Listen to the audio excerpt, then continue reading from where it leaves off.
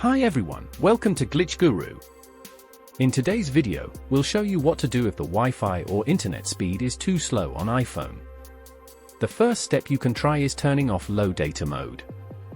This mode can reduce the internet speed to save on data, so you want to make sure it's turned off. To do this, open the Settings app. Then tap on Wi-Fi. Select the Wi-Fi network you're connected to. Next, toggle off the low data mode option. If this doesn't work, try configuring the DNS settings. To do that, scroll down and tap on Configure DNS. Select Manual. Then enter 8.8.8.8 and tap Add Server. Type 8.8.4.4, then click Save. Another option is turning off low power mode. To disable it, go to Settings, tap Battery, and toggle off low power mode. If the problem still persists, try resetting your network settings.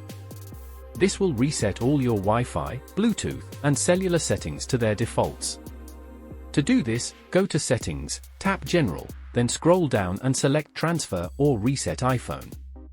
Here, tap Reset and choose Reset Network Settings.